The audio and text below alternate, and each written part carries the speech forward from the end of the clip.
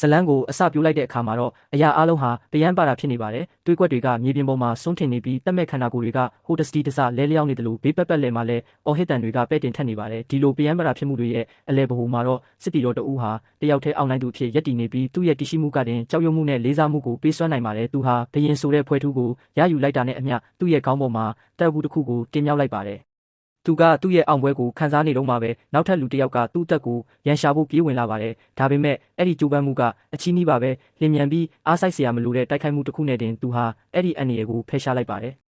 အဲ့ဒီနောက်မှာတော့အရာအလုံးမှိန်ဖြော့သွားပါတယ်။တရက်ဖူဆောင်းထားတဲ့စစ်တီတော်ဟာမျက်နှာဖုံးတစ်ခုကိုစိုက်ကြည့်ရင်အတွေ့အကြုံနစ်မျောနေပါတယ်။ထူးဆန်းတဲ့ခံစားချက်တစ်ခုကသူ့ကိုရိုက်ခတ်လာပြီးနောက်သူ့ရဲ့စိတ်ဟာလွင်မျောနေပါတယ်။အဲ့ဒါကိုသူတေချာမစင်စားရသေးခင်မှာပဲအမောင်ထူးကသူ့ကိုဝါမျိုးသွားပါတယ်။သူဟာအဆုံးမရှိတဲ့သမုတ်တရားနဲ့နစ်မြုပ်နေတယ်လို့ခံစားရပြီးကိုခန္ဓာကပေါ်ပါနေပါတယ်။ဝေးကွာတဲ့နေရာတစ်ခုစီကတိုးတိုးလေးပြောတန်တစ်ခုကတော့ဟာလာဟင်းလင်းပြင်ထဲကနေပဲ့တင်ထက်လာပြီးသူ့ရဲ့ဘဝတစ်မှာအလင်းရောင်ကိုဓာဖွေဖို့ပြောနေပါတယ်။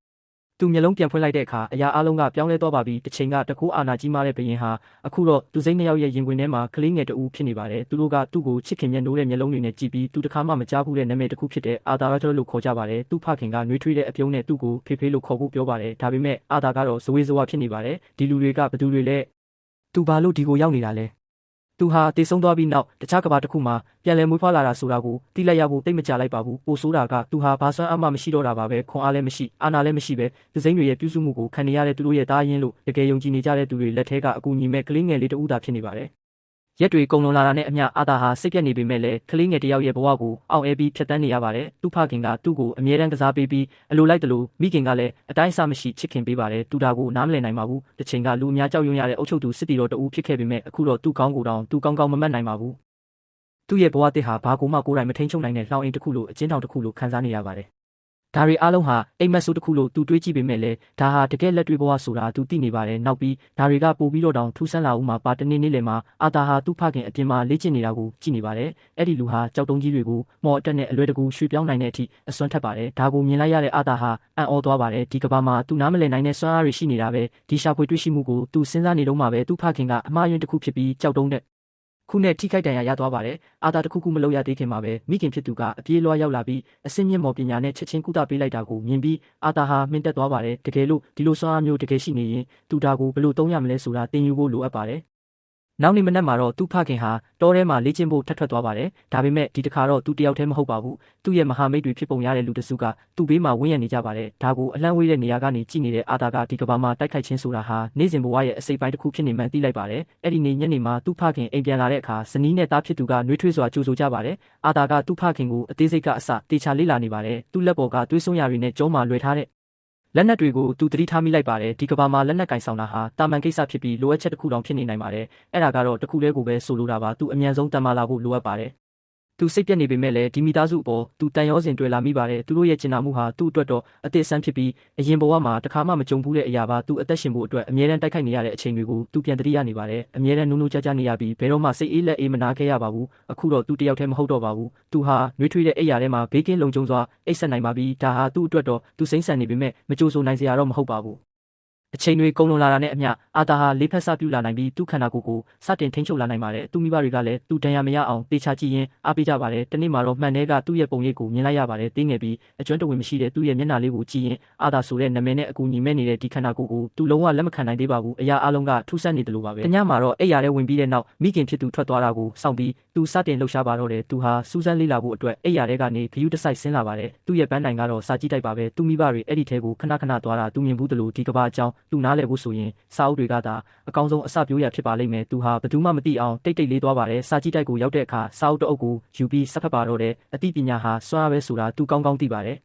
စာမျက်နှာတွေကိုလှန်လောကြည့်တဲ့အခါမှာတော့ဒီနယ်မြေကိုတိခဲ့တဲ့လို့ခေါ်ပြီးနိုင်ငံသုံးခုခွဲခြားထားတယ်ဆိုတာသူသိလိုက်ရပါတယ်ပထမတစ်ခုကတော့မြေအောက်မှာနေထိုင်တဲ့ Dwarven Kingdom ဖြစ်ပါတယ်ဒုတိယကတော့တောနက်ထဲမှာနေထိုင်တဲ့ Elf တွေရဲ့နိုင်ငံဖြစ်တဲ့ Dwarven Kingdom စာအုပ်ထဲမှာနာမည်တူနေခြင်းဖြစ်နိုင်ဖြစ်ပါတယ်နောက်ဆုံးတစ်ခုကတော့သူအခုရှိနေတဲ့ Seven နိုင်ငံမှာပဲစွမ်းအားကိုလူယူရတဲ့သူရဲ့အရင်ကဘာနဲ့မတူတာကတော့ဒီမှာထီးနှန်းကိုမျိုးရိုးလိုက်ပြီးစက်ခံကြတာပဲဖြစ်ပါတယ်ဆူဆန်လိုစိတ်နဲ့နောက်ထပ်စာအုပ်တစ်အုပ်ကိုလှမ်းယူလိုက်တဲ့အခါစာအုပ်နှစ်အုပ်လုံးမြေပြင်ပေါ်ကိုပြုတ်ကျသွားပါတယ်ဒီကဘာဟာသူ့ရဲ့အရင်ကဘာထက်အဆင့်တန်းအများကြီးနှိမ့်ကျနေသေးတာကိုသူသတိထားမိသွားပါတယ်ဤပညာတွေကရှေးကျလုံးပေမဲ့ထူးခြားတာတစ်ခုကတော့မော်တက်ပါပဲ ဒီကဘာဟာမာနီမန်လာလို့ခေါ်တဲ့စွမ်းအင်ပေါ်မှာလဲပတ်နေပြီးအဲ့ဒီစွမ်းအင်ကိုအဓိကနီးလန်းနှမျိုးနဲ့သုံးနိုင်ပါတယ်အဲ့ဒါတွေကတော့ enhancement မြင့်တင်ခြင်းနဲ့ summoning ဆင့်ခေါ်ခြင်းတို့ဖြစ်ပါတယ်မြင့်တင်သူတွေဟာသူတို့ရဲ့ခန္ဓာကိုယ်ကိုတတ်မှတ်အောင်လုပ်နိုင်ပြီးအရှိန်ခွန်အားနဲ့ခံနိုင်ရည်တွေကိုတိုးမြင့်နိုင်ပါတယ်ဆင့်ခေါ်သူတွေကတော့မာနကိုအသုံးချပြီးလက်တွေ့ဘဝကိုစိတ်ကြိုက်ပြောင်းလဲနိုင်ပါတယ်အာသာဟာသူ့မိခင်သုံးခဲ့တဲ့ကုသခြင်းမော်ကိုပြန်စဉ်းစားမိပါတယ်တကယ်လို့မာနကဒီလမ်းကြောင်းတစ်ခုကိုပဲလိုက်နာရဲဆိုရင်ဒါကိုကြော်လွန်တဲ့အရာတွေလည်းရှိရပါဦးမယ်သူဖြေတွေကိုတီးဖို့စာမျက်နှာတွေကိုထက်လှန်ကြည့်ပါတယ်မာနကိုကျွမ်းကျင်ဖို့အတွက်မာနရဲ့အနှစ်သာရဆိုတဲ့အရာကအရေးကြီးမှန်းသူသိလိုက်ရပါတယ်။မော်ဆရာအများစုဟာလူပြိုဖုံးဝင်ချိန်မှာစတင်လေ့ကျင့်ကြပြီးခန္ဓာကိုယ်ထဲမှာမာနတွေကိုစူးစီးကအမြုတွေခေါ်တစ်ခုအဖြစ်ဖန်တီးကြရပါတယ်။အာသာရဲ့စိတ်ထဲမှာအတွေးတွေတစ်ဖြက်ဖြက်လက်လာပါတယ်။ဒီယူဆဟာသူ့အတွက်လုံးဝအသစ်အဆန်းကြီးမဟုတ်ပါဘူး။သူ့ရဲ့အတိတ်ဘဝမှာသူဟာသူ့ရဲ့အတွင်းအားတွေကိုထိန်းချုပ်ပြီးလက်နက်တစ်ခုလိုအသုံးပြုခဲ့ပူပါတယ်။အရင်ကသူလုံနိုင်ခဲ့ရင်အခုလည်းသူလုံနိုင်ရပါမယ်။သူဟာစိတ်ပိုင်းဖြတ်ပြီးမျက်လုံးတွေကိုမိတ်ကအာယုံဆူဆိုင်လိုက်ပါတယ်။သူ့ခန္ဓာကိုယ်ထဲကမာနတွေကိုတနေရာထဲမှာစူးစီးဖို့သူဖြည်းဖြည်းချင်းကြိုးစားပါတယ်။ဒါဟာခက်ခဲပေမဲ့မဖြစ်နိုင်တာတော့မဟုတ်ပါဘူး။စွမ်းရည်တွေကသူ့ရဲ့စိတ်စေရာအတိုင်းတုံ့ပြန်လာတာကိုသူခံစားနေရပါတယ်။ဒါပေမဲ့သူထပ်ပြီးကြိုးစားဖို့လုပ်နေတော့မှပဲသူ့မိခင်ကစိုးရိမ်တကြီးအတန်နဲ့ရုတ်တရက်ရောက်လာပါတယ်။သူမကသူ့ကိုတိတ်တိတ်လေးထွက်လာတဲ့အတွက်စူပူပြီးနောက်တစ်ခါထပ်မလုပ်ဖို့တတိပေးပါတယ်ဒါပေမဲ့သူမကသူ့ကိုတေးသေးချာချာကြည့်လိုက်တဲ့အခါမှာတော့သူမရဲ့မျက်နှာအမူအရာကပြောင်းလဲသွားပါတယ်တခုခုထူးခြားအဲ့ဒါကိုခံစားမိသွားတယ်လို့မျိုးပါပဲသူမရဲ့နှာခမ်းတောက်မှာအပြုံးလေးတစ်ခုပေါ်လာပြီးသူ့ခေါင်းကိုညှင်သားစွာပုတ်ပေးပါတယ်အာသာဟာသူ့ရဲ့လက်ရှိဘဝကိုလက်ခံဖို့ကလွယ်ပြီးတခြားရွေးချယ်စရာမရှိတော့ပါဘူးကလေးခန္ဓာကိုယ်ထဲမှာပိတ်မိနေတာဟာသူ့အတွက်ထောင်ကျနေတယ်လို့ခံစားရစေပါတယ်သိခံရတာမျိုးလိုအသေးမွှားကိစ္စလေးတွေကအစသူဘလောက်တောင်အစွမ်းမဲ့နေတယ်လဲဆိုတာကိုသတိပေးနေတယ်လို့ပါပဲဒါကြောင့်သူအမြန်ဆုံးတမ်းမာလာဖို့လိုအပ်ပါတယ်နှစ်လောက်ကြာသွားတဲ့အခါမှာတော့သူ့မိခင်ကဒိုင်ယာရီထဲမှာအာသာကိုအလှဆုံးနဲ့အသိဉာဏ်ရှိဆုံးကလေးဖြစ်အမြဲတမ်းချီးမွမ်းရေးသားလေးရှိပါတယ်ဒါပေမဲ့သူမကိုစိတ်အနှောက်အယှက်ဖြစ်စေတဲ့အချက်တစ်ချက်တော့ရှိပါတယ်အဲ့ဒါကတော့အာသာဟာတခါမှမပြုံးဖူးတာပါပဲတစ်ဖက်မှာလည်းအာသာဟာအပြင်ထွက်ပြီးတစ်သားချောင်းကိုနားတလက်လိုကင်ဆွဲကလေ့ကျင့်နေတာကိုသူ့ဖခင်ကကြည့်ပြီးသဘောကျနေပါတယ်သူ့ဖခင်ကအာသာရဲ့လေ့ကျင့်မှုကိုကြည့်ဖို့မိခင်ကိုခေါ်ပြတဲ့အခါမှာတော့မိခင်ဖြစ်သူကအယမ်းစိတ်တူသွားပါတယ်အာသာကလက်နက်ကင်ဖို့အယမ်းငယ်သေးတယ်ဆိုပြီးဖခင်ဖြစ်သူကိုစူပူပါတော့တယ်အဲ့ဒီအချိန်မှာပဲအာသာကဒီကဘာမှာမိခင်တွေဟာအာနာရှိဆုံးပဲဆိုတာကိုရိပ်မိသွားပါတယ်တနေ့မှာသူတို့မိသားစုမျိုးတွေကိုထွက်လာကြတဲ့အခါအာသာဟာသူ့ရဲ့စိတ်လှုပ်ရှားမှုကိုမထိန်းနိုင်အောင်ဖြစ်နေပါတဲသူဟာပတ်ဝန်းကျင်အသစ်အဆန်းတွေကိုတေချာလေ့လာပါတယ်လူတွေလက်နက်ကင်ထားတာတွေထူးဆန်းတဲ့အလင်းထွက်နေတဲ့ကြောက်တုံးတွေနဲ့တကယ်မော်တက်တွေကိုသူတွေ့မြင်ခဲ့ရပါတယ်ဒါတွေကသူ့အတွက်လေးလာစရာတွေအများကြီးဖြစ်နေပြီးဒီကဘာမှာသူနားလည်ဖို့လိုအပ်တဲ့စွမ်းအားတွေရှိနေတယ်ဆိုတာသူသိလိုက်ပါတယ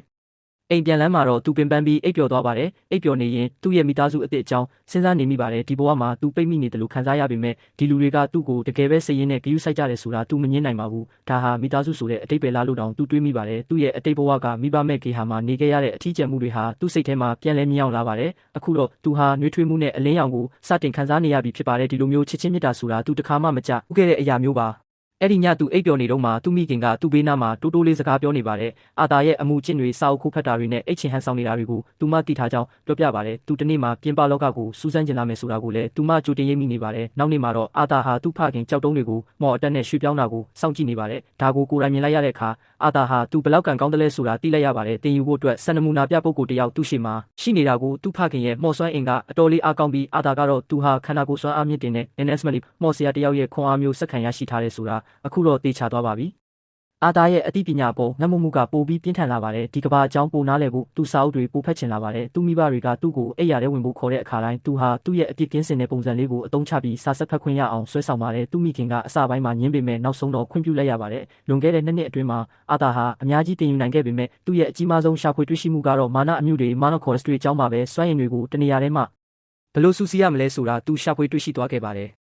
ဒါဟာခက်ခဲတဲ့အလုပ်ဖြစ်ပေမဲ့သူ့ရဲ့လေ့ကျင့်မှုတွေကနောက်ဆုံးတော့အရာထင်လာပါတယ်။ဒါပေမဲ့အဲ့ဒီအချိန်မှာပဲကပ်ဘေးတစ်ခုကြားရောက်လာပါတယ်။အင်ကြီးတစ်ခုလုံးတုန်ခါသွားစေတဲ့ကြီးမားတဲ့ပောက်ကွဲမှုကြီးဖြစ်ပွားခဲ့တာပါ။သူ့ဖခင်ဟာအာသာကိုရှာဖို့အိမ်ထဲကိုအပြေးလွှားမဝင်ခင်မှာမိခင်ဖြစ်သူကိုကာကွယ်ပေးဖို့အချိန်နှဲငယ်ပဲရလိုက်ပါတယ်။အိမ်ထဲမှာသူမြင်လိုက်ရတဲ့မြင်ကွင်းကသူ့ကိုစကားမပြောနိုင်အောင်စွန့်သွားစေပါတယ်။3နှစ်တောင်မပြည့်သေးတဲ့သူ့သားလေးဟာမာနာရဲ့အနှစ်သာရကိုထိန်းချုပ်နိုင်စွမ်းရှိနေတာပါ။အာသာကတော့သူ့ရဲ့တိုးတက်မှုအတွက်ဝမ်းသာနေပေမဲ့ဘာမှမစင်စားရသေးခင်မှာပဲအိမ်ရဲ့တစ်သားတန်းတွေကသူ့အပေါ်ကိုပြိုကျလာပါတယ်သူကတော့ဒါဟာအဆုံးသတ်ပဲလို့တွေးပြီးဒဏ်ခံဖို့ပြင်ဆင်လိုက်ပေမဲ့သူ့မိဘတွေကတော့အဲ့ဒီလိုဖြစ်မခံပါဘူးသူမိဘတွေကသူ့ကိုအချိန်မီကယ်တင်နိုင်ခဲ့ပါတယ်သူမိခင်ကဖြစ်ပျက်သွားတဲ့အခြေအနေတွေကြောင့်ထိတ်လန့်တုန်လှုပ်ပြီးငိုယိုနေပေမဲ့အာသာဘေးကင်းသွားတဲ့အတွက်လည်းစိတ်သက်သာရာရသွားပါတယ်သူမကိုကြည့်နေရင်အာသာစီမှာထူးဆန်းတာတစ်ခုဖြစ်လာပါတယ်သူ့မျက်လုံးထဲမှာမျက်ရည်တွေပြည့်ရှံလာတာပါသူဟာအရင်ဘဝမှာတခါမှမငိုဘူးတလို့ဒီလိုခံစားချက်မျိုးကိုလည်းတခါမှမခံစားခဲ့ဘူးပါဘူးဘာကြောင့်လဲဆိုတာသူနားမလည်ပေမဲ့သူမိခင်ကိုတင်းတင်းကြပ်ကြပ်ဖတ်ထားပြီးမျက်ရည်တွေအတားဆီးမဲ့ကျဆင်းလာပါတယ်ပထမဆုံးအကြိမ်ဖြစ်ချစ်ချင်းမြတ်တာခံစားရတယ်ဆိုတာဘာလဲဆိုတာကိုသူတကယ်ကြီးသိလိုက်ရပါပြီဒါပေမဲ့အတိတ်မှာနှမျောနေဖို့အချိန်မရှိပါဘူးအခြေအနေတွေပြန်လည်တည်ငြိမ်သွားတဲ့အချိန်မှာပဲကြောက်စရာကောင်းတဲ့မိစ္ဆာတစ်ကောင်ကိုပြသလိုက်ပါတယ်အဲ့ဒီနောက်မှာတော့အာသာရဲ့အရင်ဘဝက ဘယင်ကရေးကင်ဂရိတ်အဖြစ်နေထိုင်ခဲ့စဉ်ကပုံရိပ်တွေကိုပြန်လည်မြင်အောင်လာပါတယ်။အဲ့ဒီဘဝတုန်းကသူဟာသူ့ကိုလှုပ်ကြံမှုစူးစမ်းခဲ့တဲ့လူတစ်ယောက်ကိုတရားရုံးမှာစီရင်ချက်ချနေတာပါပြစ်မှုကကြီးလေးပေမဲ့တရားရုံးကောင်စီကတော့ဂရုဏာသက်ဖို့ရွေးချယ်ခဲ့ပါတယ်။အဲ့ဒီလူကိုသူ့မိသားစုနဲ့အတူသူ့ရဲ့ဇာတိမြေကိုပြန်ပို့ဖို့နဲ့အဲ့ဒီကြားမှာနောက်ဆုံးစီရင်ချက်ချဖို့ဆုံးဖြတ်လိုက်ပါတယ်။အဲ့ဒီလူကသူ့ကံကြမ္မာကိုသိနေတဲ့အတွက်တရားရုံးမှာအသနာခံပါတယ်။သူကဘယင်ကိုတိုက်ခိုက်ခဲ့တာမှန်ပေမဲ့ဒါဟာသူ့တယောက်တည်းရဲ့အဖြစ်သာဖြစ်ကြောင်းအခိုင်အမာပြောပါတယ်။သူ့ရဲ့ဇနီးနဲ့သားကိုအပြစ်မပေးဖို့တောင်းပန်ပါတယ်။သူ့နိုင်ငံကိုပြန်ပို့ခံရတာဟာတေတာထက်ဆိုးတဲ့ကံကြမ္မာမျိုးကြုံရမှာကိုသူကောင်းကောင်းသိနေတာပါ။သူ့ရဲ့အပြစ်ဒဏ်ကိုလက်ခံတဲ့အနေနဲ့သူ့မိသားစုကိုပဲချမ်းသာပေးဖို့သူတောင်းဆိုပါတယ်။သူဟာဒူးထောက်ပြီးဘယင်ဂရေးကိုတိုက်ရိုက်အသနာခံပါတယ်။ကောင်စီကတော့နှိမ်ကြတဲ့အစင်တန်းရှိသူတဦးဟာဘယင်ကိုတိုက်ရိုက်စကားပြောခွင့်မရှိဘူးလို့တတိပေးပါတယ်။ဒါပေမဲ့သူတို့စကားမဆုံးခင်မှာပဲဘယင်ဂရေးကကြားဝင်လိုက်ပါတယ်။သူဟာတွန်းဆုတ်မနေပဲအဲ့ဒီလူရဲ့ရှေ့မှာတင်သူ့မိသားစုကိုချက်ချင်းကွပ်မျက်လိုက်ပါတယ်။ဘယင်မျက်စိထဲမှာတော့ဒါဟာသူတို့ကိုအဆုံးမရှိတဲ့ဆင်းရဲဒုက္ခတွေကနေကယ်တင်ပေးလိုက်တဲ့ကရုဏာရှင်အပြုမှုတစ်ခုပါထိတ်လန့်တုန်လှုပ်ပြီးနှလုံးကွဲမတက်ခံစားရတဲ့အဲ့ဒီလူဟာဒါဟာသူမျှော်လင့်နိုင်တဲ့အကောင်းဆုံးရလဒ်ပဲဆိုတာကိုနားလည်ပြီးခေါင်းငုံလက်ခံလိုက်ရပါတယ်။လက်ရှိအချိန်ကိုပြန်ရောက်လာတဲ့အခါနှစ်အနည်းငယ်ကြာသွားပါပြီ။အာသာဟာအခုတော့သူ့ဖခင်ရေနိုရေနိုစီမှာတိုက်ခိုက်ရေးတင်ယူနေပါတယ်။ဒီနေ့မှာရေနိုကသူ့မှာရှိတဲ့လက်အိတ်မျိုးအာသာကိုပေးဖို့ကြိုးစားပေမဲ့အာသာကညှင်းပယ်လိုက်ပါတယ်။သူကဒါကိုပဲပို့သဘောကျပါတယ်။ဘာလို့လဲဆိုတော့သူ့ရဲ့တင်းငယ်တဲ့ခန္ဓာကိုယ်နဲ့လက်သီးချင်းထိုးတက်ဖို့ကြိုးစားတာဟာရန်သူကိုမထိခင်ပါနဲ့အသက်ခံရနိုင်လို့ပါပဲ။ရေနိုကတော့ဒီလက်အိတ်တွေကိုလက်ဆင့်ကမ်းပေးဖို့မျှော်လင့်ထားတာမို့လို့စိတ်ပြတ်သွားပေမဲ့အာသာရဲ့ရွေးချယ်မှုကိုလေးစားပြီးဓာတ်နဲ့ပဲတင်ပေးပါတော့တယ်။လေ့ကျင့်ခန်းအနှဲငယ်အပြီးမှာရေနိုကဓာတ်ထဲကိုမာနာစွမ်းအင်တွေထည့်သွင်းပြီးအစွမ်းမြင့်တဲ့နီလန်းကိုပြသပါတယ်။အာသာကတိတိကျကျကြည့်နေပြီးအဲ့ဒီနီလန်းကိုချက်ချင်းဆိုသလိုနားလည်သွားပါတယ်။သူဟာသူ့ရဲ့တစ်သားဓာတ်ထဲကိုမာနာတွေလောင်းထည့်လိုက်ပြီးရေနိုရဲ့မာနာစွမ်းအင်နဲ့ကာကွယ်ထားတဲ့လေ့ကျင့်ရေးတုပ်ကိုတစ်ချက်ထဲနဲ့အပြတ်ပိုင်းလိုက်ပါတယ်။ရေနိုဟာမှင်တက်သွားပါတယ်။နောက်ပိုင်းမှာသူကအာသာရဲ့မိခင်အလစ်အဝိုက်စ်ကိုယင်ဖွင့်ပါတယ်။အာသာဟာသူ့ရဲ့အစွမ်းစားတွေကိုအပြည့်အဝဖော်ထုတ်ပေးနိုင်မဲ့ဆရာကောင်းတစ်ယောက်လိုအပ်နေပြီလို့ပြောပြပါတယ်။ရေနိုကသူ့သားကိုသူကိုယ်တိုင်တင်ပေးမယ်လို့အမြဲတွေးထားခဲ့ပေမဲ့အခုတော့အာသာကသူ့ထက်အများကြီးတာလွန်နေပြီဆိုတာရှင်းနေပါပြီ။အလစ်ကတော့အာသာကိုမော်ပညာသူမကိုယ်တိုင်တင်ပေးမယ်လို့ဆိုပေမဲ့ရေနိုကအာသာရဲ့အခြေအနေကထူးခြားနေတယ်လို့ထောက်ပြပါတယ်။အသက်၄နှစ်အရွယ်ကောင်လေးကမာနာစွမ်းအင်နဲ့အားဖြည့်ထားတဲ့သားကိုပိုင်းဖြတ်နိုင်နေတာပါ။အလစ်ဟာဒါကိုကြားပြီးအံ့ဩသွားပေမဲ့သူမသားကိုအဝေးကိုလှုပ်ဖို့တွန်းဆုတ်နေတော့ပါပဲ။သူတို့နှစ်ယောက်အခြေတင်ဆွေးနွေးနေတာကိုအာသာကတိတ်တိတ်လေးကြည့်နေပါတယ်။စိတ်ခံစားမှုတွေကဆုံးဖြတ်ချက်ကိုဝေဝါးစေတမန်သူတည်တဲ့အတွက်တတိယမြောက်ရွေးချယ်စရာတစ်ခုကိုသူကမ်းလှမ်းလိုက်ပါတယ်။အားလုံးအတူတူသွားကြရင်ကောလို့မေးလိုက်ပါတယ်။ခိတ္တမြတိတ်ဆိတ်သွားပြီးနောက်မိဘနှစ်ဦးလုံးကအာသာရဲ့ရင့်ကျက်မှုကိုသဘောကျပြီးပြုံးလိုက်ကြပါတယ်။ဒါဟာကောင်းမွန်တဲ့အကြံဉာဏ်ပဲလို့သဘောတူလိုက်ပြီးခီးထွက်ဖို့ပြင်ဆင်ကြပါတယ်။သူမိဘတွေတက်ကြွပြီးပျော်ရွှင်နေတာကိုမြင်ရတာကအာသာမျက်နှာပေါ်မှာစစ်မှန်တဲ့အပြုံးတစ်ခုပေါ်လာစေပါတယ်။မကြာခင်မှာပဲခီးတဲ့တင်ရင်ရောက်လာပါတယ်။ရေနိုရဲ့တောင်းဆိုမှုကြောင့်အာသာကသူတို့ကိုလာကြိုတဲ့လူတွေကိုမိတ်ဆက်စကားပြောပါတယ်။သူတို့ခေါင်းဆောင်ကအာသာသူ့ကိုမှတ်မိမှာမဟုတ်ဘူးလို့ထင်နေပေမဲ့အာသာကတော့သူတို့ဘယ်သူတွေလဲဆိုတာအတိအကျမှတ်မိနေပါတယ်။သူတို့ဟာအိပ်ပျက်စီးသွားတော့ကပြန်လည်တိစောက်ဖို့ကူညီပေးခဲ့တဲ့စွန်စားသွား Adventures တွေပါသူတို့ကို Twin Horns အဖွဲ့လို့ခေါ်ပြီးတစ်ချိန်ကရေနိုနဲ့အလစ်တို့လည်းအဲ့ဒီအဖွဲ့မှာပါဝင်ခဲ့ပူပါတယ်။သူတို့ရဲ့ခေါင်းဆောင်ကတော့ Adam Crunch ဖြစ်ပြီးအဖွဲ့ထဲမှာ Angela Rose, Darden Walker, Jordan Walker, Jessamine Plinman Wall, Jasmine Flemsworth နဲ့ Helen Char တို့ပါဝင်ပါတယ်။အာသာကတော့ဒီခီးသွားလာတဲ့ပုံစံဟာသူ့အရင်ဘဝကအစင်းမြင့်နည်းပညာတွေနဲ့ရှင်ရင်အရန်ကိုရှေ့ကြတယ်လို့တွေးနေမိပါတယ်။ဒါပေမဲ့လည်းအရန်တော့မစိုးပါဘူး။သူ့မိခင်ဘေးမှာထိုင်လိုက်ရတဲ့အတွက်ခီးစဉ်ကအတော်လေးတက်တောင့်တက်တာရှိလာပါတယ်။သူတို့ဟာ Cyrus Xeros လို့ခေါ်တဲ့မြို့ကိုသွားနေကြတာဖြစ်ပြီးစိတ်ဝင်စားစရာကောင်းမှာပါဒါပေမဲ့အာသာတခုတော့တေချာသိပါတယ်ဒီကဘာမှာဘဲသွားအန်ရီကအမြဲတမ်းချောင်းမြောင်းနေတတ်ပါတယ်သူတို့ဖွဲ့ညဘက်စခန်းချတဲ့အခါမှာမိစ္ဆာကောင်တွေရဲ့ရုတ်တရက်တိုက်ခိုက်ခြင်းကိုခံလိုက်ရတဲ့အတွက်ဒါဟာပေါ်လွင်သွားပါတယ်အားလုံးကတိုက်ခိုက်ဖို့ပြင်ဆင်လိုက်ကြပါတယ်အာသာကတိုက်ပွဲကိုကြည့်ရင်အာဒန်ဟယ်လင်နဲ့ဂျက်စမင်တို့ကခနာကိုစွမ်းအားမြင့်တင်သူ Enhancer တွေဖြစ်ကြပြီးအင်ဂျလာနဲ့ဒါဒင်တို့ကတော့မန်နန်သုံးသူ Casters ဖြစ်တယ်ဆိုတာကိုသတိပြုမိလိုက်ပါတယ်